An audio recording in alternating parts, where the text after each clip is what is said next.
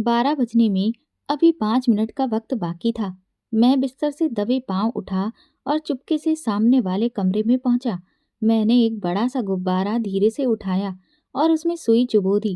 वो इतनी जोर से फटा था कि पूरा घर एक धमाकेदार आवाज से गूंज गया था। यही तो मैं चाहता था। अब बस मुझे उस पल का इंतजार था जब मेरी पत्नी राधिका इस तरफ दौड़ी चली आएगी। कुछ ही देर में मुझे उसकी आवाज सुनाई दी। राघव, राघव, कहाँ हो तुम? मुझे हंसी तो बहुत तेज आ रही थी, लेकिन जैसे तैसे मैं अपना मुंह दबाकर उसे कंट्रोल कर रहा था।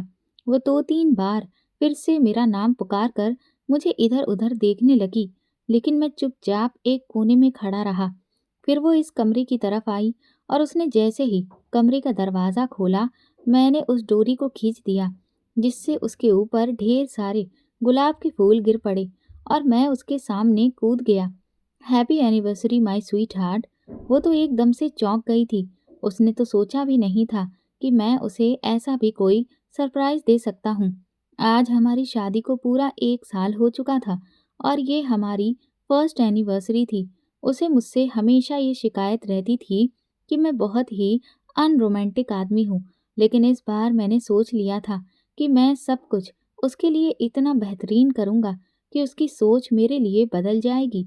लेकिन मैं नहीं जानता था कि ये जो मैं करने चला हूँ, उसकी वजह से मेरी ज़िंदगी में एक ऐसा तूफ़ान आएगा, जिसकी कल्पना मैं कभी सपने में भी नहीं कर सकता था। उसने भी मुझे गले लगाकर विश किया। वो कहने लगी, तुमने मेरे लिए सरप्राइज़ प्लान किया? Not bad. आखिर मेरे साथ रहते-रहते तुम्हें भी थोड़ी-सी अकल आ ही गई। ये कहकर हम दोनों हँसने लगे थे। फिर वो तुरंत ही अलमारी की तरफ भागी और कहने लगी, मैंने भी तुम्हारे लिए कुछ सरप्राइज गिफ्ट्स पहले ही ले लिए थे। देख लेना, मेरा गिफ्ट सबसे बेहतर और सबसे यूनिक होगा। मैंने राधिका से कहा, ऐसा नहीं है, इस बार मेरा गिफ्ट सबसे अलग होगा। इस बात को लेकर हमारे बीच थोड़ी बहस होने लगी और फिर शर्त लग गई कि देखते हैं किसका गिफ्ट सबसे अलग होता है। राधिका ने मुझे जो भी गिफ्ट दिए, उन्हें देखकर मैं हैरान रह गया था, क्योंकि उसने मुझे सच में बिल्कुल अलग गिफ्ट दिए थे। दरअसल मुझे हमेशा से वीडियो गेम्स खेलने का बहुत शौक रहा था, लेकिन मैंने अपने लिए वीडियो गेम खरीदने की ज़हमत कभी नहीं उठाई।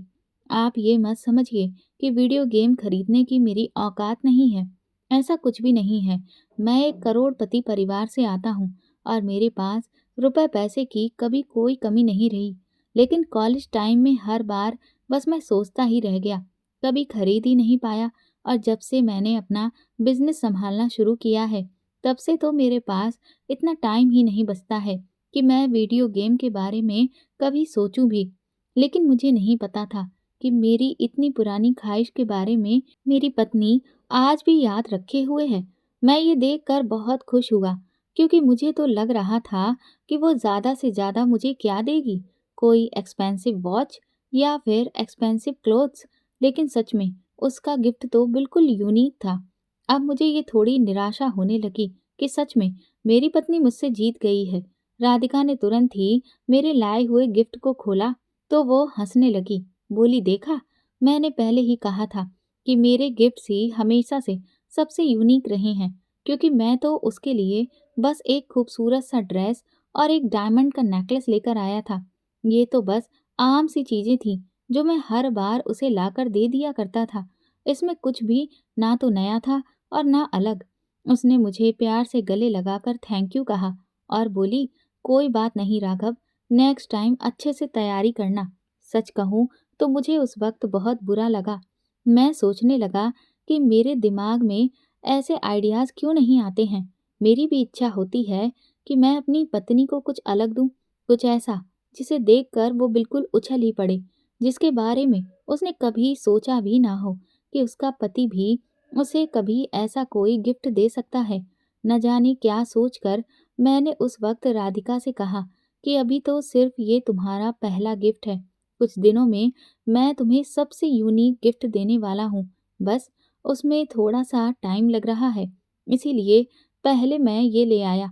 राधिका कहने लगी, अच्छा, ऐसा क्या, तुम यूनिक गिफ्ट लेकर आने वाले हो? मैंने कहा, अरे अरे, इतनी जल्दी क्या है, इंतजार करो।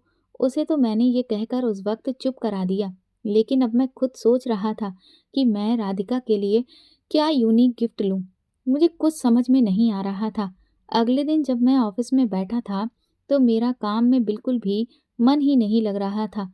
बार बार यही ख्याल आ रहा था कि मुझे क्या करना चाहिए जिसे देखकर राधिका भी हैरान रह जाए। उसी वक्त मेरी कंपनी का मैनेजर कुछ फाइल्स पर साइन कराने के लिए मेरे पास आया। वो मेरा दोस्त भी था। उसने मुझे परेशान देखा तो पूछने लगा कि मैं इतना परेशान क्यों हूँ। मैंने उसे सब बता दिया तो वो हंसने लगा, कहने लगा तुम भी ना कौन से कंपटीशन में कूद गए हो। अरे लड़कियों का दिमाग बहुत तेज होता है, ऐसे आइडियाज सिर्फ वही निकाल सकती हैं। उसकी इस बात पर मैंने उसे घूर कर देखा और कहा, तुम्हारे कहने का मतलब क्या है कि हम लड़कों के पास क्या दिमाग नहीं है? वो कहने लगा, ऐसा नहीं है, लेकिन इन सब चीजों में लड़कियों का दिमाग ज्यादा चलता है। मैंने कहा, भाई लेकिन अब शर्त लगा चुका हूँ और अब तेरे दोस्त की इज्जत का सवाल है। कुछ तो सोच यार, जो सबसे अलग हो। अब मेरे साथ साथ वो भी परेशान होकर कुर्सी पर वहीं बैठ गया। हम दोनों काफी देर तक सोचते रहे। फिर वो मुझसे कहने लगा, अच्छा ये बता, भाभी ने तुझे जो गिफ्ट दिया वो तेरी पसंद के अकॉर्डिंग था। तुझे गेम खेलने का शौक है। भाभी को क्या क्या पसंद है, उन्हें किन किन चीजों का शौक है? मैंने कहा कि वैसे तो उसे मेकअप, शॉपिंग, इन सब चीजों का शौक है, लेकिन हाँ, उसे अपनी फोटोज खिंचवाने का बहुत शौक है, उनको कलेक्ट करके कोलाज बनाने का। मेरा दोस्त अभय बोला, फिर तो बढ़िया है, तू ऐसा कर, उनकी काफी सारी खूबसूरत तस्वीरों का एक कोलाज बनाकर उन्हें दे दे। मैंने कहा, लेकिन उसे सबसे ज्यादा अपनी रैंडम फोटोज पसंद आती हैं, लेकिन मैं उसकी रैंडम फोटोज कैसे लूं? उसके लिए तो मुझे हर वक्त उसके आसपास रहना पड़ेगा। मेरे पास इतना समय नहीं है, इतना बड़ा कारोबार है, 100 तरह के काम होते हैं। इस बात पर हम दोनों एक बार फिर से परेशान होकर बैठ गए। फिर अभय बोला, मेरे पास एक आइडिया है। मैंने एक ऐप के बारे में सुना है। वो ऐप अगर हम अपने फ़ोन में डाउनलोड कर लेते हैं और फ़ोन के कैमरा को एक्सेस दे देते हैं, तो वो हमारी रैंडम फ़ोटोज़ अपने आप ही क्लिक करता रहता है और फिर बाद में हम उस ऐप में जाकर उन सभी रैंडम फ़ोटोज़ में से जो हमें पसंद आए उन्हें रख सकते हैं और बाकी को डिलीट कर सकते हैं। इससे आसानी ये है कि हमें खुद से फ़ोटो खींचने की ज़रूरत ही नहीं पड़ती। उसकी ये बात सुनकर तो मैं खुशी से उछल पड़ा। मैंने कहा, अरे वाह यार, ये तो कमाल का ऐप है। क्या सच में ऐसा हो सकता है? वो बोला, सुना तो मैंने यही है। तू अगर चाहे तो भाभी के फ़ोन में उसे डाउनलोड कर दे, फिर तुझे खुद ही पता चल जाएगा और उसका एक्सेस तू अपने लैपटॉप और फ़ोन में कर ले। तो जो भी फ़ोटोज़ क्लिक होंगी वो अपने आप तेरे पास सेव होती रहेंगी।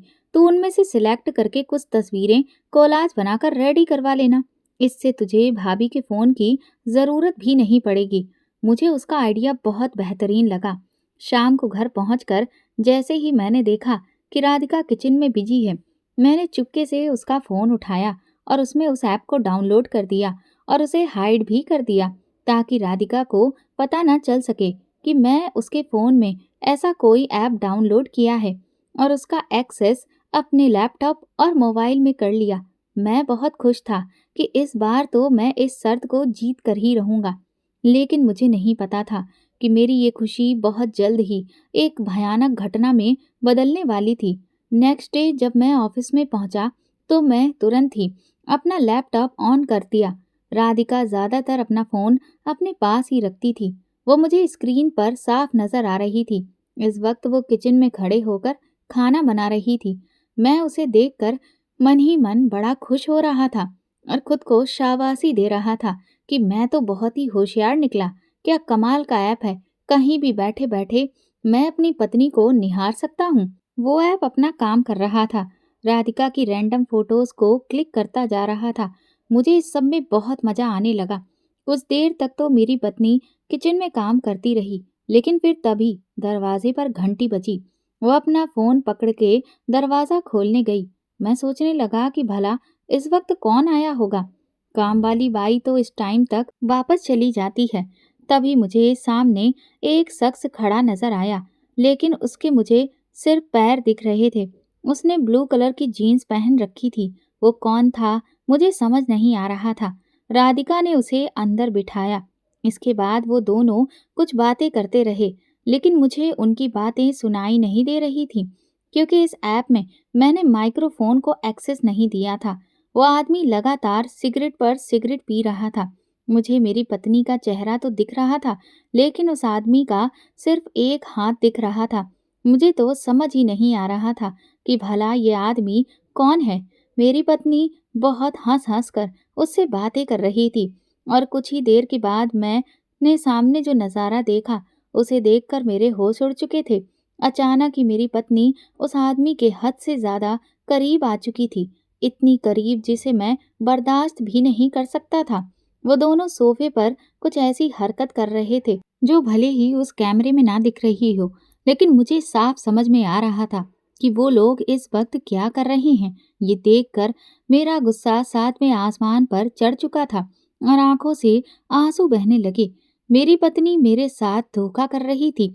ये सब देखकर मैं अपने 3 साल पहले के उस दिन को याद करने लगा।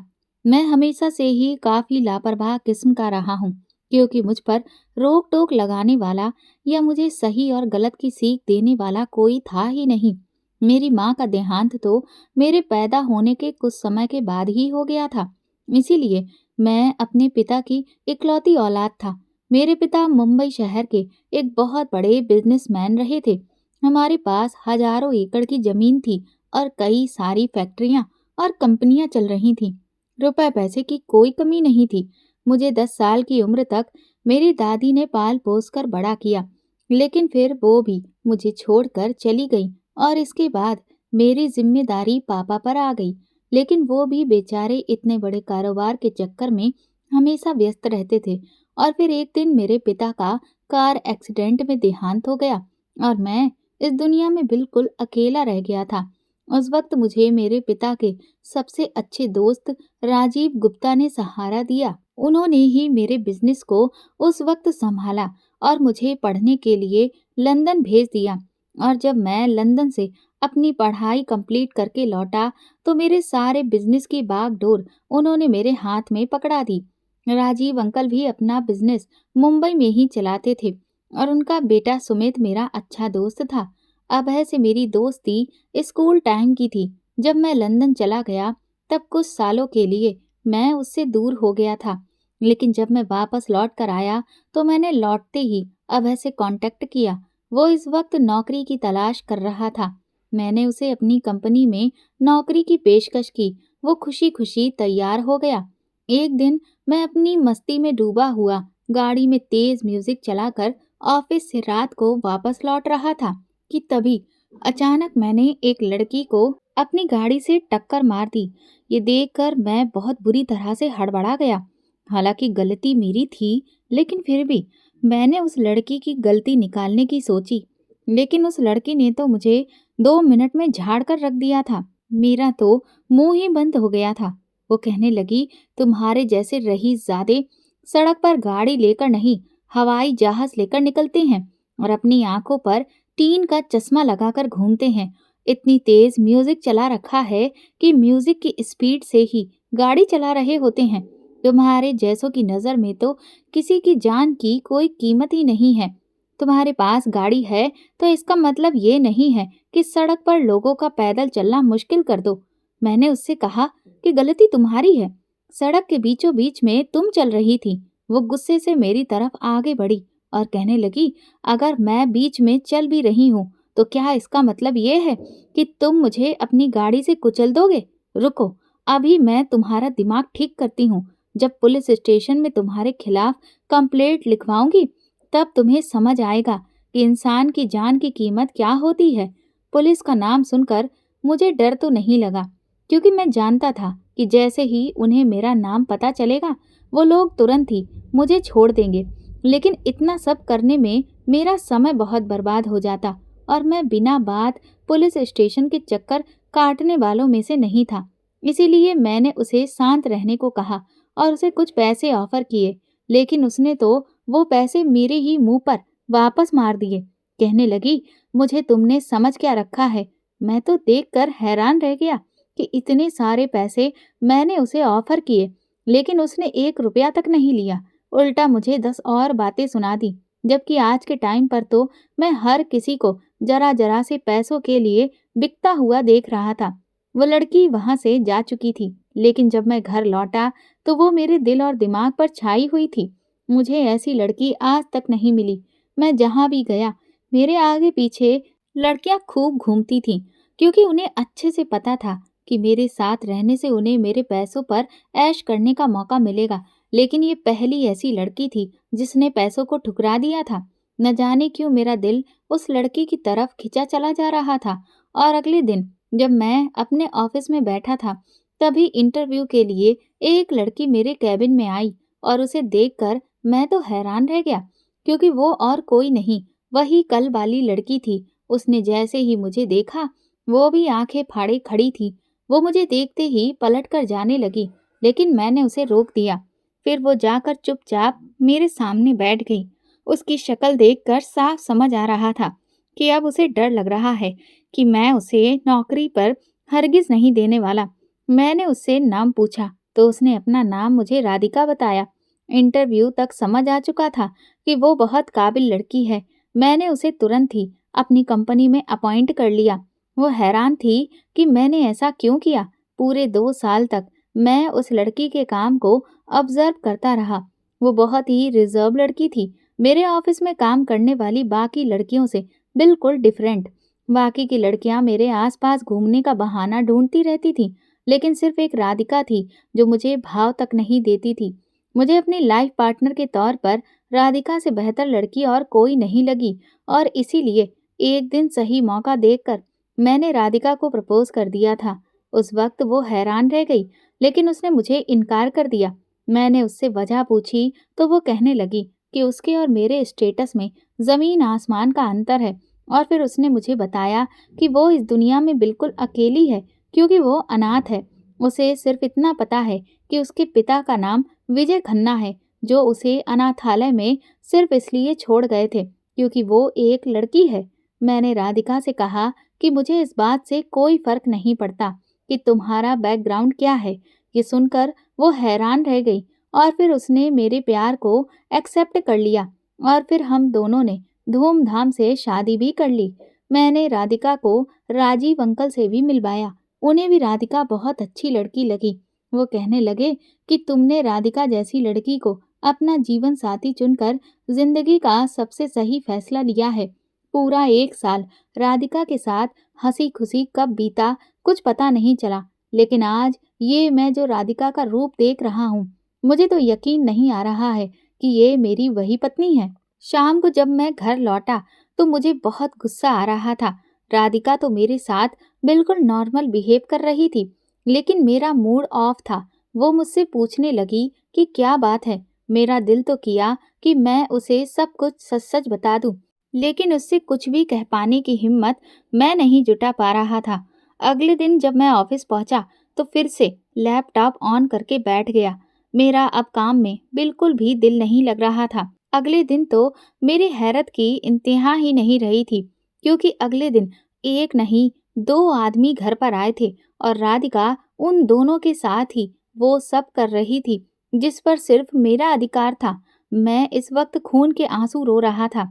मुझे समझ में नहीं आ रहा था कि भला वो मेरे साथ ऐसा क्यों कर रही है। मैं अपनी इस परेशानी से तो जूझ ही रहा था कि उसी वक्त फोन की घंटी बजी। फोन उठाया तो ठेकेदार बलदेव का फोन था। वो मुझसे कहने लगा कि अगर मैं अपनी भलाई चाहता हूँ तो ठाड़े वाली जमीन पर माल बनाने का काम रुकवा दूं। ये बलदेव एक बहुत बड़ा ठेकेदार था और गुंडा भी। इसका भाई यहाँ का एमएलए है, और इसीलिए ये हर महंगी जमीन पर अपना कब्जा कर लेता है। इसने अब तक न जाने कितने बड़े बिजनेसमैन से रंगदारी के पैसे भी वसूल चुके हैं। ये मुझे भी पिछले 5 महीने से 15 करोड़ रुपए मांग रहा था, लेकिन मैं ऐसे किसी भी गुंडे से डरने वालों में से नहीं था, और इसीलिए अब ये मेरी ठाड़े की जमीन को हथियाना चाहता है। वो मुझसे कहने लगा कि अगर मुझे अपनी जान प्यारी है तो मैं चुपचाप उसकी बात मान लूं। उस वक्त मेरा दिमाग वैसे ही खराब था, मैंने उसे खुली चुनौती दे दी कि अगर दम है तो मॉल का काम रुकवा कर दिखाए और मुझसे दोबारा भिड़ने की कोशिश भी ना करे, वरना अंजाम मेरा नहीं उसका बुरा होगा। वो बुरी तरह से तिलमिला गया और उसने फोन रख दिया।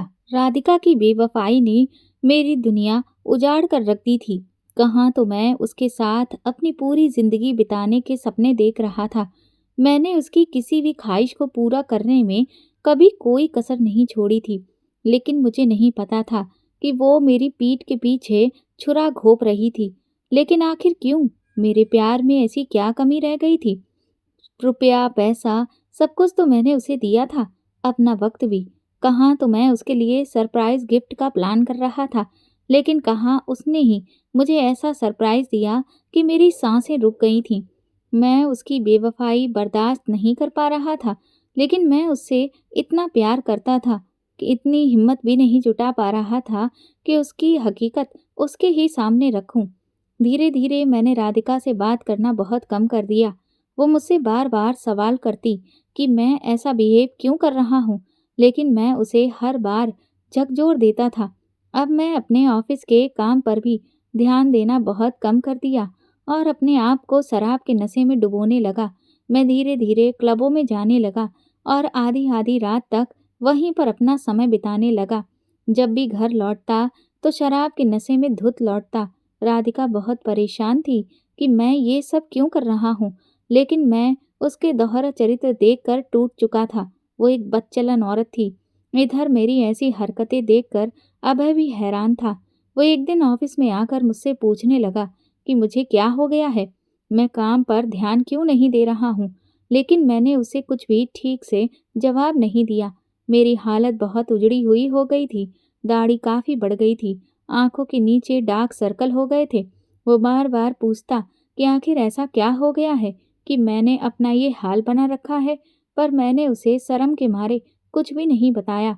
क्या बताता कि मेरी बीवी बदचलन है, वो दूसरे मर्दों के साथ वो सब करती है जो दुनिया का कोई भी आदमी बर्दाश्त नहीं कर सकता। इसी सोच में डूबा हुआ एक दिन क्लब से ढेर सारी दारू पीने के बाद मैं आधी रात को घर वापस लौट रहा था कि तभी अचानक रास्ते में मेरी गाड़ी का टायर पंचर हो गया। नीचे उतर कर देखा तो जो नुकीले कांटेदार हैम्पर थे वो सड़क पर किसी ने डाल रखे थे। मैं समझ गया कि मेरी गाड़ी को जानबूझकर पंचर किया गया है। इससे पहले कि मैं गाड़ी के अंदर बैठता, अचानक से मुझ पर 2-3 आदमियों ने हमला बोल दिया। मैं उस वक्त नशे की हालत में था, इसलिए बहुत ज़्यादा खुद को बचाने की हिम्मत जुटा नहीं पा रहा था। उन लोगों ने मुझे लहूलुहान कर दिया। मैं उनका मुकाबला नहीं कर पा रहा था, इसलिए मैंने वहाँ से भागना शुरू कर दिया। मैं जल्दी से जंगल में चला गया और वहाँ झाड़ियों के पीछे जाकर छुप गया। गहरी अंधेरी रात थी, इसी वजह से वो लोग मुझे ढूंढने में नाकाम रहे और थक हार कर वापस लौट गए। मैं पूरी रात वहीं झाड़ियों में पड़ा रहा। सुबह की पहली किरण जैसे ही मेरे चेहरे पर पड़ी, मैं तुरंत ही उठा और वहां से अपनी जान बचाकर भागा। लेकिन सड़क पर आते ही मैं बेहोश हो गया क्योंकि मेरे सर से काफी खून बह गया था। जब आंख खुली तो खुद को अस्पताल में पाया। सामने राधिका बैठी हुई थी। वो मेरा हाथ थामे बहुत परेशान नजर आ रही थी। मुझे होश में देखकर वो खुश हो गई और कहने लगी, तुम्हारे साथ ये सब कैसे हुआ राघव? मैंने एक झटके से उसके हाथ से अपना हाथ छुड़ा लिया। कितनी नाटकबाज औरत है, ऐसे फिक्र जता रही है जैसे इसे तो मेरी जान न जाने कितनी परवाह है। मेरे ऐसा करने पर वो मुझे हैरानगी से देखने लगी। तभी अभय वहां पर आ गया। वो कहने लगा, तुम्हारे साथ ये सब किसने किया राघव? इंस्पेक्टर साहब आए हैं, तुम उन्हें सब कुछ बता दो। रात में जो भी घटना हुई थी वो सारी मैंने लफ्ज दर लफ्ज इंस्पेक्टर को बता दी। इंस्पेक्टर ने मुझसे पूछा कि क्या मुझे किसी पर शक है। मेरा दिल तो किया कि मैं राधिका का नाम ले लूं, क्योंकि मुझे पूरा यकीन था कि हो ना हो शायद इसके ही किसी यार ने मुझ पर हमला किया होगा, ताकि मैं इन लोगों के रास्ते से हट जाऊं और फिर ये आराम से अपनी इश्कबाजी जारी रखे। लेकिन इससे पहले कि मैं कुछ भी बोलता, अभय बीच में बोल पड़ा।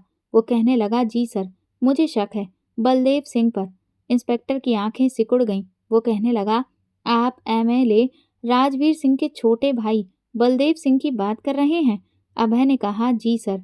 वह आदमी पिछले कई महीनों से मेरे बॉस को धमकी दे रहा था और उनसे रंगदारी की रकम मांग रहा था, और जब मेरे बॉस राघव ने उसकी डिमांड पूरी करने से इनकार कर दिया तो उसने उनकी जमीनों पर कब्जा करने के इरादे से इन्हें धमकाना शुरू कर दिया था।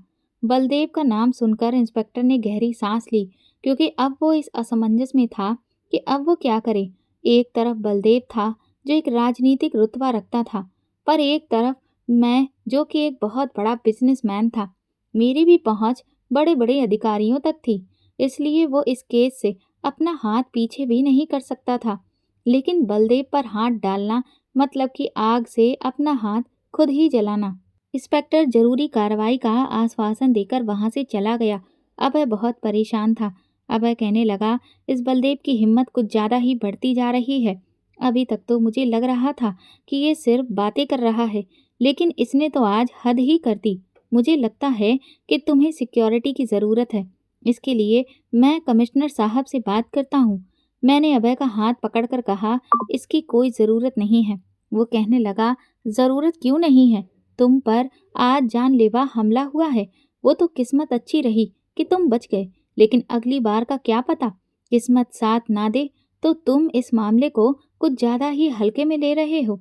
मैंने अभय से कहा, फिलहाल तुम शांत रहो, मैं तुमसे घर पहुंचकर ज़रूरी बात करूंगा। मैंने सोचा कि अभय मेरा बहुत अच्छा दोस्त है और मुझे अपनी परेशानी उसे बता देनी चाहिए। घर पहुंचने के बाद राधिका बार बार मुझसे पूछ रही थी कि मैं उससे नाराज़ क्यों हूँ, लेकिन मैंने उसकी किसी भी बात का कोई जवाब नहीं दिया। इस बात पर वो रोने लगी और कहने लगी कि आखिर मैंने ऐसा क्या गुनाह कर दिया है। वो काफ़ी देर तक रोती रही, लेकिन मुझ पर उसके आंसुओं का कोई असर नहीं था, क्योंकि मुझे अच्छे से पता था कि ये सब सिर्फ नाटक है। हो ना हो, उसने मुझे सिर्फ और सिर्फ जायदाद के लिए ही शादी की थी। लेकिन सच कहूँ तो मुझे अभी तक यकीन नहीं हो रहा था कि उसे मेरे पैसों का लालच है, क्योंकि मैंने राधिका को कभी भी पैसों की तरफ झुकते हुए नहीं देखा था। तो फिर आखिर ऐसी क्या वजह थी जो वो मुझसे बेवफा हो गई? शाम को जब अभय आया तो मैंने उसे सब कुछ सच सच बता दिया और उससे कहा कि मुझे बलदेव पर नहीं, राधिका पर शक है।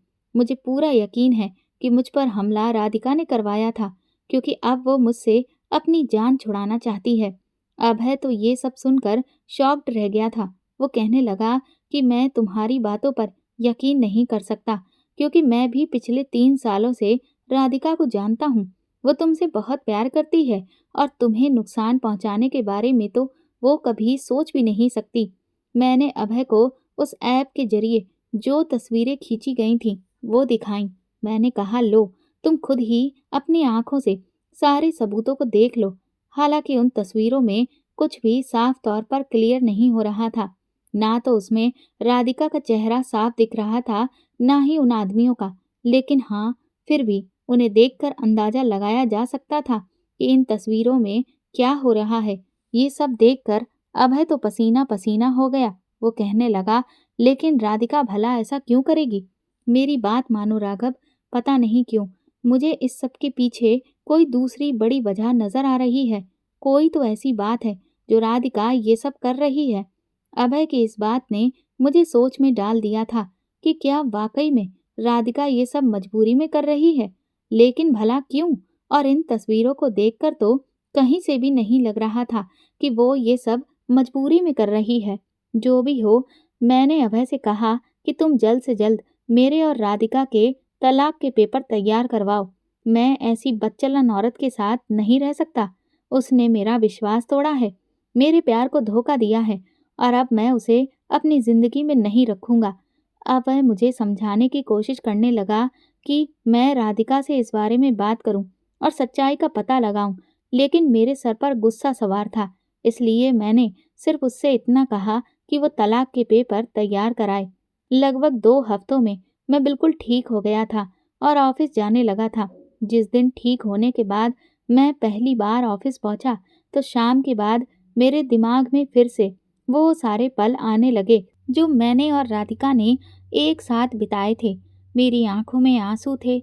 मैंने एक बार फिर अपना लैपटॉप खोल लिया, ये देखने के लिए कि अब राधिका क्या कर रही है और कौन से नए तरीके से मुझे धोखा दे रही है। लेकिन मैं उस वक्त हैरान रह गया जब मैंने उसे तैयार होते हुए देखा। साफ समझ में आ रहा था कि वो कहीं पर जा रही थी। तभी उसने अपना फ़ोन उठाया और मुझे कॉल लगाई।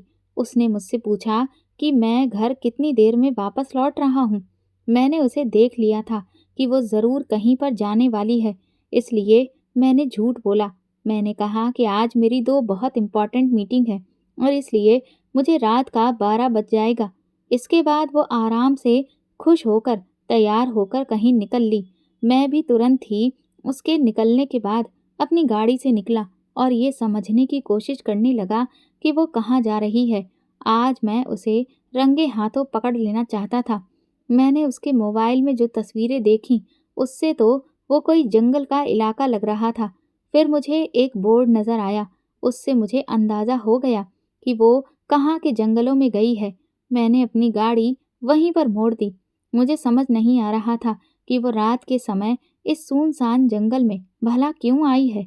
अंधेरा काफ़ी था, इसलिए अब उसके फ़ोन में कुछ भी दिखना बंद हो चुका था। मैं उसे यहाँ-वहाँ ढूँढने लगा।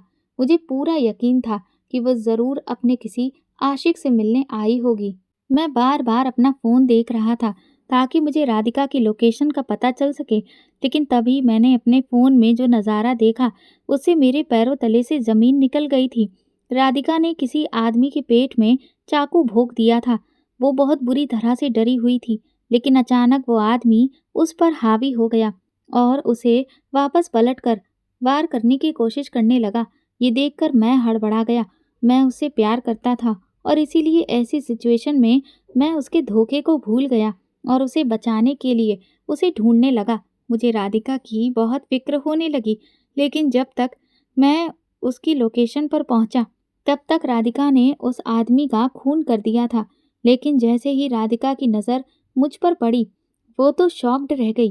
वो मुझसे कहने लगी कि राघव, तुम यहाँ क्या कर रहे हो? तुम यहाँ कैसे आए? मैंने उससे कहा, वो सब छोड़ो। पहले तुम मुझे ये बताओ कि ये आदमी कौन है और तुमने इसका खून क्यों किया? मेरा इतना कहना था कि राधिका मेरे गले लगकर फूट-फूट कर रोने लगी। कहने लगी, राघव, मुझे माफ़ कर दो। मैं तुम्हारी मुजरिम हूँ क्योंकि मैंने तुम्हारे प्यार का भी खून किया है। मैंने तुम्हें धोखा दिया, तुम्हारे साथ बेवफ़ाई की। मैं तुम्हारे अलावा किसी और के साथ भी रिश्ते बना रही थी। वो अपना हर एक गुनाह कबूल कर रही थी। मैं ये देखकर दंग था कि आज वो मुझे सारी सच्चाई क्यों बता रही थी। मैं उसका सच पहले से ही जानता था, लेकिन मैंने उसे ये नहीं बताया कि मुझे सब कुछ पहले से पता है। मैंने ऐसे ही दिखाया कि जैसे मैं आज पहली बार ये सब कुछ सुन रहा हूँ। मैंने उससे पूछा कि लेकिन तुमने ऐसा क्यों किया? तो वो रोकर कहने लगी, तुम्हारी जान बचाने की खातिर। मैं हैरान सा उसे देख रहा था कि भला मेरी जान बचाने की खातिर उसने मेरे साथ बेवफ़ाई क्यों की? फिर वो कहने लगी कि दरअसल ये आदमी जिसे मैंने अभी मारा है या कोई नहीं, बल्कि ये बलदेव सिंह है। ये सुनकर तो मेरे होश ही उड़ गए थे। वो बोली कि ये आदमी तुम्हें धमकियाँ दे रहा था, लेकिन तुमने कभी भी मुझे इस बारे में नहीं बताया था। लेकिन एक दिन जब तुम अपने बाथरूम में थे, तो उस वक़्त तुम्हारा फ़ोन बजा और मैंने उठा लिया। इस आदमी ने मेरी आवाज़ सुनने से पहले ही तुम्हें जान से मारने की धमकी देना शुरू कर दिया था। ये सुनकर मैं बहुत बुरी तरह से डर गई थी। मैं हाथ जोड़कर इसके सामने गिड़गिड़ाने लगी कि वो मेरे पति को कुछ भी ना करे, जिस पर वो ज़ोर-ज़ोर से हँसने लगा। उसने मुझे बताया कि वो एक बहुत ताकतवर आदमी है। उसका भाई एमएलए है। उसकी पहुँच बहुत बड़े-बड़े अधिकारियों तक है। उसने मुझसे कहा कि तुम्हारा पति मेरी कोई भी डिमांड पूरी नहीं कर रहा है और इसीलिए अब मजबूरन वो तुम्हें मार देगा। ये सुनकर मेरे पैरों तले से ज़मीन निकल गई थी। मैंने उससे कहा कि तुम्हें जो भी चाहिए मैं तुम्हें देने को तैयार हूँ, लेकिन तुम बस मेरे पति को कुछ भी नहीं करोगे।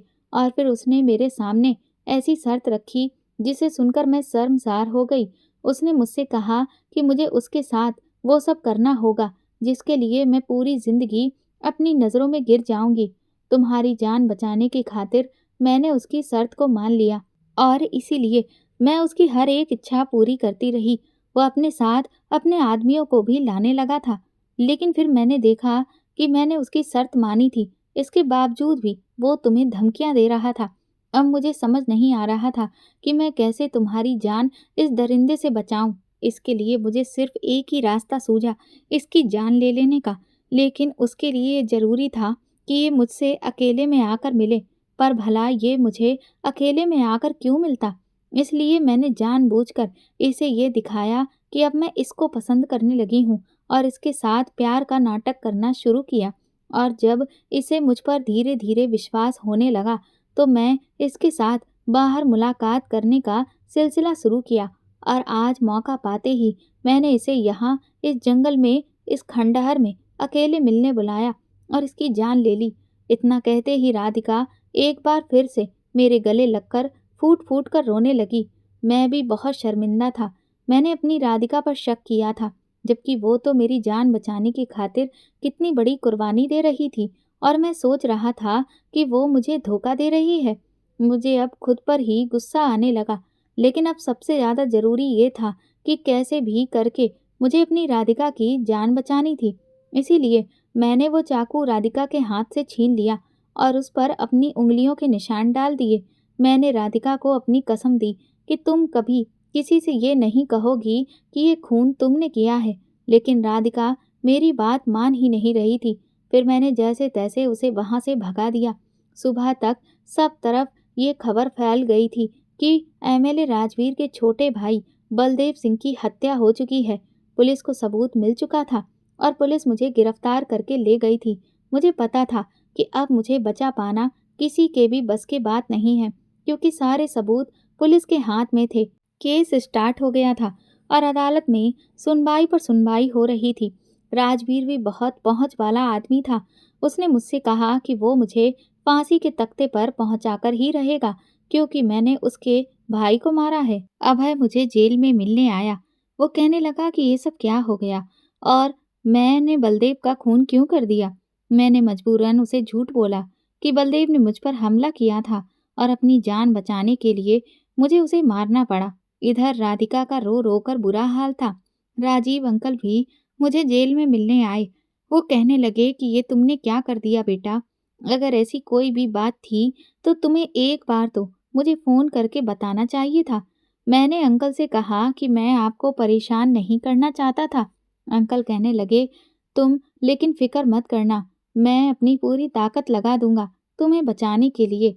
अंकल और राधिका ने मिलकर मेरे लिए शहर का सबसे अच्छा वकील किया, लेकिन सारे सबूत मेरे खिलाफ थे, इसलिए वो लोग कुछ न कर सके और मुझे जेल भेज दिया गया। अब बस मेरे केस की आखिरी सुनवाई बची थी, जिसमें मेरे साथ-साथ सबको पता था कि मुझे फांसी की सज़ा सुनाई जाएगी।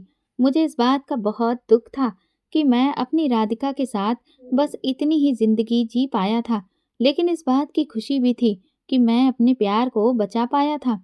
सुनवाई के एक दिन पहले राजीव अंकल मुझसे मिलने के लिए आए। वो बहुत रो रहे थे और कह रहे थे कि मैं हमेशा तुम्हें अपने बेटे की तरह मानता रहा और आज मैं अपने बेटे को मौत के मुंह से बचा नहीं पा रहा हूँ। मरने के बाद मैं तुम्हारे पिता को ऊपर जाकर क्या मुंह दिखाऊंगा? तुम्हारे पिता ने अस्पताल में आखिरी सांस लेते हुए मुझे ही तुम्हारी पूरी जिम्मेदारी दी थी, लेकिन मैं अपनी जिम्मेदारी अच्छे से नहीं निभा पाया। हो सके तो मुझे माफ कर देना बेटा। मैंने राजीव अंकल के हाथों को पकड़ लिया और कहा कि आप ऐसा मत कहिए अंकल, आपने तो मेरे लिए बहुत कुछ किया है और बाकी जो भी कुछ हुआ वो मेरी अपनी किस्मत है। मैंने राजीव अंकल से कहा कि आप जल्द से जल्द पावर ऑफ अटॉर्नी के पेपर तैयार करवा दीजिए। कल मुझे पता है कि कोर्ट में मुझे फांसी की सजा दे दी जाएगी और इसीलिए मरने से पहले मैं सारी प्रॉपर्टी राधिका के नाम कर देना चाहता हूँ, ताकि मेरे बाद उसे कभी भी किसी चीज की कोई कमी ना हो। राजीव अंकल कहने लगे, राघव बेटा, ऐसी बातें मत करो, मेरा दिल बैठा जा रहा है।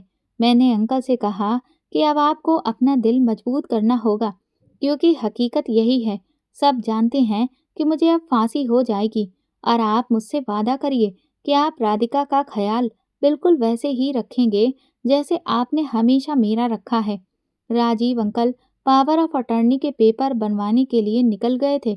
उनके जाने के बाद राधिका वहां आई। वो बहुत रो रही थी। मैंने उसे जैसे तैसे चुप करवा कर हिम्मत दी और कहा कि तुम्हें मेरे लिए खुश रहना होगा। राधिका बार बार कह रही थी कि मैं सबको सब कुछ सच-सच बता देती हूँ। लेकिन मैंने उससे कहा कि मैंने तुम्हें अपनी कसम दी है और वो तुम तोड़ नहीं सकती हो। बेचारी राधिका का हाल बहुत बुरा था। मिलने का टाइम जब खत्म हुआ तो राधिका वहां से जाने लगी। मैं उसे जाते हुए एक टक देख रहा था। मैंने उसे जी भर के अपनी आंखों में भर लेना चाहता था कि तभी अचानक से एक बूढ़ा आदमी मेरे पास आया और कहने लगा, तुम राघव हो ना? मैं हैरान हो गया कि भला ये कौन है और ये मेरा नाम कैसे जानता है। फिर मुझे ऐसा लगा कि जैसे मैंने उस आदमी की शक्ल कहीं देखी हुई है। इससे पहले कि मैं कुछ भी कहता, वो आदमी मुझसे बोला, वो जो लड़की अभी यहाँ से गई है, वो राधिका गुप्ता है ना? मैंने कहा, नहीं बाबा, वो मेरी पत्नी राधिका खन्ना है, गुप्ता नहीं। वो बाबा बोले कि हो ही नहीं सकता। जब मैंने तुम्हारी शक्ल देखते ही तुम्हें सही पहचाना है, तो उसे भला मैं कैसे गलत पहचान सकता हूँ? वो लड़की राधिका खन्ना नहीं, राधिका गुप्ता है, राजीव गुप्ता की बेटी। उनके मुंह से ये बात सुनकर तो मैं हैरान रह गया। मैंने उनसे कहा कि अच्छा, आप पहले मुझे ये बताइए कि आप कौन हैं? वो बाबा कहने लगे, राघव बेटा, तुमने मुझे नहीं पहचाना? अरे मैं नंदू काका हूँ। उनका नाम सुनते ही मुझे याद आ गया। मैंने कहा, नंदू काका आप यहाँ और इतने सालों के बाद? वो कहने लगे, हाँ बेटा, जब तक तुम्हारे पिता जिंदा रहे मैं तुम्हारी और तुम्हारे पिता की खूब सेवा करता रहा। मैं उनका सबसे वफादार नौकर था। लेकिन उनके मरने के बाद तुम्हारे पापा के दोस्त राजीव ने सबसे पहले मुझे ही नौकरी से निकाला, क्योंकि वो बहुत अच्छे से जानता था कि जब तक मैं तुम्हारे साथ हूँ, वो तुम्हें अपने मकसद के लिए इस्तेमाल नहीं कर सकता है। मैंने उनसे कहा कि भला आप ये क्या कह रहे हैं? वो मुझे अपने किस मकसद के लिए इस्तेमाल करना चाहते थे और क्यों?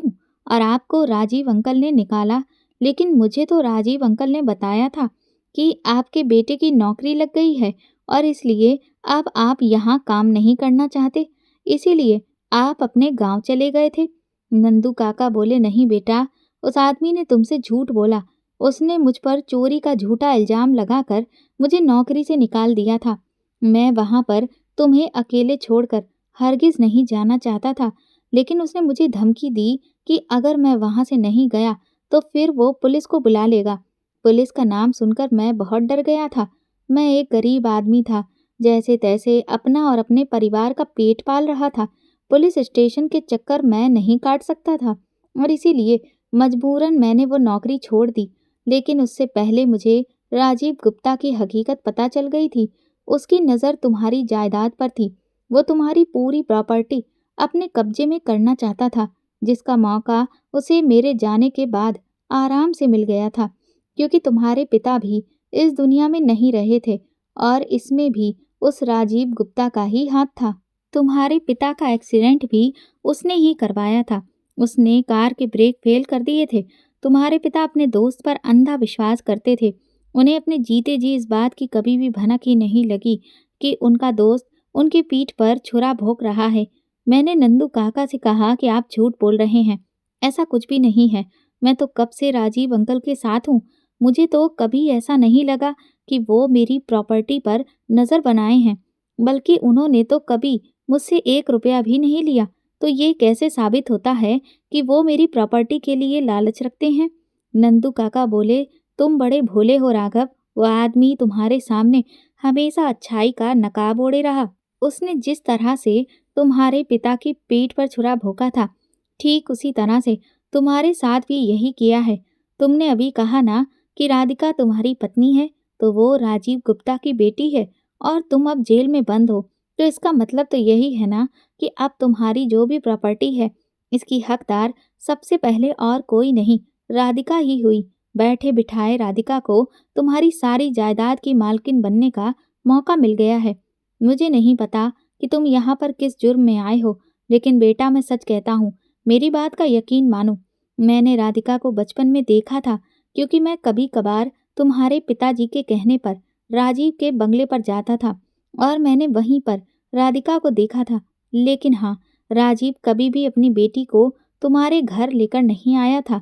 उसने राधिका को पढ़ने के लिए अमेरिका भेज दिया था और इसीलिए यहाँ बहुत ही कम लोगों को पता है कि राजीव गुप्ता की एक बेटी भी है। तुम भी उस वक्त काफ़ी छोटे थे, इसीलिए शायद तुम उसके सिर्फ इकलौते बेटे सुमित को ही जानते हो। राधिका के बारे में तुम्हें कुछ नहीं पता। और अगर मैं गलत हूँ तो फिर बताओ मुझे कि राधिका के पिता का नाम क्या है और वो कहाँ रहते हैं। नंदू काका की इस बात पर मैं उलझ कर रह गया था। मैंने नंदू काका को बताया कि राधिका तो अनाथ है, जिस पर वो मुस्कुराने लगे। कहने लगे, देखा बेटा, मैं ना कहता था कि ये सब एक चाल है। मेरी बात का विश्वास मानो, वरना ये लोग तुमसे सब कुछ छीन लेंगे। मैं कल भी तुम्हारा वफादार था और आज भी तुम्हारा वफादार हूँ, क्योंकि तुम्हारे पिता के हजारों एहसान मेरे सर पर हैं। फिलहाल मैं चलता हूँ, लेकिन अगर तुम्हें मेरी मदद चाहिए हो तो मैं अंधेरी में बड़े वाले हनुमान मंदिर के सामने वाले घर में रहता हूँ। तुम मुझे खबर भिजवा देना, मैं तुरंत चला आऊँगा। इतना कहकर नंदू काका वहाँ से चले गए थे। अब तो मेरा सर दर्द से फटने लगा था। ये सब मेरे साथ क्या हो रहा है?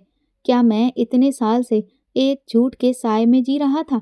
मैं किसी पर विश्वास करूं और किस पर नहीं, कुछ समझ नहीं आ रहा था। जब से मैं राधिका से मिला था, तब से अब तक का एक एक दिन मेरे दिमाग में घूमने लगा। कल मेरे केस की आखिरी सुनवाई थी और मुझे फांसी हो जानी थी, और उसके बाद मेरे नाम की जितनी भी प्रॉपर्टी थी वो राधिका के नाम हो जाती। लेकिन क्या सच में राधिका राजीव अंकल की बेटी है? मैंने तुरंत ही इंस्पेक्टर साहब से रिक्वेस्ट की कि वो मेरे दोस्त अभय को कॉल करें, इन्फॉर्म करें कि वो मुझसे मिलने आ जाए। इंस्पेक्टर ने ऐसा ही किया। आधे घंटे के बाद अभय मेरे सामने खड़ा था।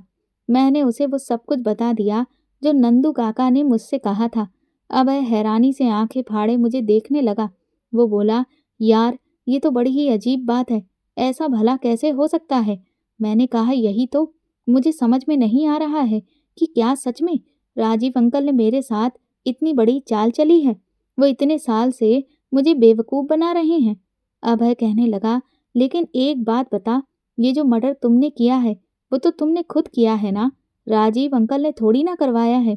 तो इससे ये कैसे साबित होता है कि वो या राधिका तुम्हारी प्रॉपर्टी हड़पना चाहते हैं? अभय की इस बात पर मैं कुछ देर खामोश हुआ। फिर मैंने उससे कहा कि मैं तुम्हें एक सच बताना चाहता हूँ। मैंने उसे बता दिया कि किस तरह से उस ऐप से मैं राधिका की हर एक एक्टिविटी को देखता था, और फिर ये कत्ल भी राधिका ने किया था, लेकिन मैंने सिर्फ उसे बचाने की खातिर ये इल्ज़ाम अपने सर पर ले लिया। सच्चाई सुनने के बाद अभय दंग रह गया था। वो कहने लगा, तू सच में पागल हो गया है, तूने ऐसा क्यों किया? और अब मुझे लग रहा है कि शायद नंदू काका की बातों में सच्चाई है। मैंने उससे कहा कि सबसे पहले तुम उस अनाथालय में जाओ जहाँ पर राधिका की परवरिश हुई है। वहाँ पर जाकर पता करो कि क्या वाकई में उसके पिता का नाम विजय खन्ना है और वो वहाँ पर पली बड़ी है। अभय तुरंत ही अनाथालय के लिए निकल गया। 2 घंटे के बाद जब वो वापस लौटा और उसने मुझे जो बात बताई, उसे सुनकर मेरे होश उड़ गए। उसने कहा कि वहाँ के रिकॉर्ड में राधिका नाम की किसी भी लड़की का नाम दर्ज ही नहीं है। इसका मतलब ये है कि राधिका ने तुमसे झूठ बोला। वो ऐसे किसी भी अनाथालय में पली बड़ी नहीं है। मैं अपना सर पकड़कर बैठ गया था। अभय कहने लगा, देख राघव, इस वक्त राधिका की और राजीव की सच्चाई पता करने से सबसे ज्यादा जरूरी है तुझे बचाना। कल इस केस की आखिरी सुनवाई है, और अगर कल तुझे सजा हो गई तो सब कुछ खत्म हो जाएगा। इसीलिए तू कल जज के सामने सारी हकीकत बयान कर दे कि ये खून तूने नहीं, राधिका ने किया है। मैंने कहा, लेकिन अब मेरे सच बोलने से क्या फायदा? उस चाकू पर मेरी उंगलियों के निशान हैं, और अब तक अपनी गवाही में यही कहता रहा कि बलदेव मुझे धमका रहा था, और इसीलिए खुद की जान उससे बचाने की खातिर मैंने उसका खून किया। अब मुझे कोई नहीं बचा सकता। हम दोनों इस वक्त बहुत परेशान थे। मुझे कोई रास्ता सूझ ही नहीं रहा था कि मैं अब खुद को इस मुसीबत से कैसे बचाऊं। अगले दिन कोर्ट जाने से पहले राजीव अंकल मेरे पास आए, पावर ऑफ अटर्नी के कागज लेकर। मैंने उन पर साइन कर दिए। तभी अभय वहां पर आ गया और मैंने वो सारे कागज अभय को पकड़ा दिए। मेरे पास अब और कोई रास्ता नहीं बचा था, क्योंकि मैं हकीकत नहीं जानता था। मैंने अभय से कहा कि ये कागज तुम मेरे वकील को दे देना, आगे की कार्रवाई वो खुद कर देगा और सारी प्रॉपर्टी राधिका की हो जाएगी। इसके बाद हम कोर्ट में पेशी के लिए निकल गए। अब इस केस में ज़्यादा कुछ रह नहीं गया था, इसीलिए थोड़ी बहुत बहस के बाद जज ने अपना फैसला देने के लिए कलम उठा ली थी। राधिका मेरी आंखों के सामने बैठी थी। रोने की वजह से उसकी आंखें लाल थीं। इससे पहले कि जज साहब अपना फैसला सुनाते, अभय उठ खड़ा हुआ। उसने कहा, जज साहब, मैं एक आखिरी सबूत अदालत में सबके सामने पेश करना चाहता हूँ। और इसके बाद उसने मेरे मोबाइल की वो वीडियो और फोटोज़ स्क्रीन पर चला दी जो उस ऐप में राधिका के फ़ोन में डाउनलोड करके मैं रख रहा था और जिसका एक्सेस मेरे मोबाइल और लैपटॉप में था। उस वीडियो को देखकर कोर्ट में बैठे हर एक आदमी के होश उड़ चुके थे। राधिका तो गुस्से से तिलमिलाने लगी और कहने लगी कि ये झूठ है, ये किसी ने फेक वीडियो बनाकर डाल दिया है, ये मैं नहीं हूँ। मैं चुपचाप कटघरे में खड़ा राधिका को देख रहा था। राजीव अंकल भी गला फाड़ फाड़ कर चिल्लाने लगे, जज साहब, ये झूठ है। और फिर वही हुआ जो मैं चाहता था। बौखलाहट में राजीव अंकल के मुंह से ये निकल गया कि मेरी बेटी बेगुनाह है, उसने किसी का कत्ल नहीं किया है। अब सारी हकीकत न सिर्फ जज के सामने बल्कि मेरे सामने भी आ चुकी थी। कोर्ट ने तुरंत ही राधिका को गिरफ्तार करने का फैसला सुनाया और उसे उम्र कैद की सजा दे दी और मुझे बाइज्जत बरी कर दिया गया। राजीव अंकल मेरे पास आए और गुस्से में मेरा कॉलर पकड़कर मुझे झंझोड़ने लगे कि तूने मेरी बेटी को सजा दिलाकर अच्छा नहीं किया। मैं तुझे और तेरे इस दोस्त को छोड़ूंगा नहीं। राधिका को जब पुलिस जेल ले जा रही थी तो वो बुरी तरह से रोने लगी। वो लोग इस सब में ये भूल चुके थे कि वो लोग मेरे सामने अब तक अनजान होने का नाटक करते थे। मैंने राजीव अंकल का हाथ अपने गले से हटाकर कहा, तो आज आखिर सच्चाई आपने खुद ही एक्सेप्ट कर ली कि ये लड़की अनाथ नहीं बल्कि आपकी सगी बेटी है। ये सुनते ही उनके होश उड़ गए थे। उनकी जुबान लड़खड़ाने लगी। वो कहने लगे, नहीं बेटा, तुम गलत समझ रहे हो। मैं तो बस राधिका को अपनी बेटी जैसी समझता था, इसीलिए कह रहा था। मैंने राधिका से कहा कि तुम्हें क्या लगता है कि मुझे तुम्हारी सच्चाई पता नहीं है? मुझे पता चल गया है कि तुम इसी आदमी की बेटी हो और तुम दोनों बाप बेटी की नज़र मेरी प्रॉपर्टी पर थी और इसीलिए तुमने मुझे इस खून के इल्ज़ाम में फंसाने की कोशिश की। मैं तुम्हारे प्यार में इतना अंधा था कि तुम्हें बचाने की खातिर खुद की जान दांव पर लगा दी। तुम और तुम्हारा बाप इतने गिरे हुए निकले कि पैसों के लालच में इतने सालों तक इतना बड़ा खेल मेरे साथ खेलते रहे। राजीव अंकल गुस्से में मुझसे कहने लगे, हाँ, खेला है मैंने तेरे साथ खेल। तेरी इस प्रॉपर्टी के चक्कर में मैं इतने साल अपनी बेटी से दूर रहा। दुनिया के सामने कभी भी उसे अपनी बेटी एक्सेप्ट नहीं किया। उसे एक अनाथ की तरह तेरे सामने भेजा ताकि तू उसके प्यार में गिर जाए और उससे शादी कर ले। सब कुछ हमारे प्लान के मुताबिक ही चल रहा था और इस वक्त बलदेव ने तुझे धमकियां देना शुरू कर दी, जिससे हमारा प्लान और भी आसान हो गया। मैंने राधिका से कहा कि वो कैसे भी करके बलदेव को अपने जाल में फंसाए और उसका खून कर दे, जिसका शक सीधा सीधा तुझ पर ही जाता, क्योंकि तेरे और बलदेव के बीच की दुश्मनी सबको पता चल चुकी थी। लेकिन तूने तो हमारा काम और भी ज्यादा आसान कर दिया। तू खुद ही उस जगह पर पहुंच गया जहां राधिका ने बलदेव को मारा और खुद से आगे बढ़कर उस खून का इल्जाम अपने सर ले लिया। लेकिन आज ये सब क्या हो गया और कैसे? मैंने कहा, क्यों?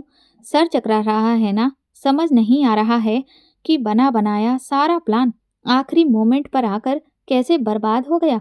फिर मैं उन दोनों बाप बेटी को बताया कि किस तरह से मैंने एक ऐप राधिका के फ़ोन में डाउनलोड किया था और फिर कैसे उसी ऐप के जरिए मैंने आज ये सबूत सबके सामने रखे और नंदू काका ने मुझे उनकी सच्चाई कैसे बताई थी। ये सब सुनकर वो दोनों दंग रह गए थे। मैंने राजीव से कहा कि अभी तो तुम्हारी बेटी को उसके किए की सज़ा मिली है, तुम्हें तुम्हारे किए की सज़ा मिलना अभी बाकी है, क्योंकि मुझे पता चल चुका है कि तुमने ही मेरे पिता की हत्या करवाई थी। अब बस तुम सिर्फ उस दिन का इंतज़ार करो जब तुम भी जेल की दीवारों के बीच में कैद होगे। राजीव बोला, लेकिन अब क्या फ़ायदा? अब तो तू कंगाल हो चुका है। तू भूल रहा है कि तूने अपनी सारी प्रॉपर्टी राधिका के नाम पर कर दी है। मैंने मुस्कुराकर कहा, ये तुम्हारी गलतफहमी है मिस्टर राजीव गुप्ता। वो पावर ऑफ अटर्नी के कागज जाली थे। मैंने भी एक छोटा सा नाटक तुम्हारे सामने किया था। तुम दोनों बाप बेटी को तो मैं अपनी प्रॉपर्टी में से 1 रुपया भी ना लेने दूं। पूरी प्रॉपर्टी तो दूर की बात है। राधिका रोती रह गई, लेकिन पुलिस उसे लेकर जा चुकी थी। राजीव वहीं अपना सर पीट कर बैठ गया। मैं अभय के साथ वापस घर लौट आया। सच कहूं तो राधिका को उसके किए की सजा दिलाने के बाद भी मुझे सुकून महसूस नहीं हो रहा था। इसका कारण ये था कि मैंने तो राधिका से सच में प्यार किया था और मुझे बस इस बात का ही दुख था कि उसने मेरे प्यार की कोई कीमत नहीं समझी। अगर वो मुझसे सच्चा प्यार करती तो मैं अपनी करोड़ों की दौलत उस पर हंसते हंसते कुर्बान कर देता। लेकिन फिर भी मैं खुश हूँ कि आखिरकार जीत सच्चाई की हुई। अगले दिन ही मैंने एसपी साहब को घर बुलवाकर अपने पिता के इतने साल पुराने एक्सीडेंट के केस को दोबारा से रीओपन करवाया और उसकी जांच करवाने के लिए रिक्वेस्ट की, ताकि मैं राजीव को उसके किए की सजा दिला सकूं। अब बस मुझे उस दिन का इंतजार है जब मेरे पिता को भी इंसाफ मिलेगा। तो दोस्तों, अगर आपको हमारी ये कहानी पसंद आई है तो कमेंट करके ज़रूर बताइएगा और वीडियो को लाइक करके ज़्यादा से ज़्यादा शेयर करिए। चैनल पर नए हैं तो सब्सक्राइब करें और हाँ, नोटिफिकेशन बेल को ज़रूर दबाएं ताकि अगली अपडेट सबसे पहले आपको मिले। धन्यवाद।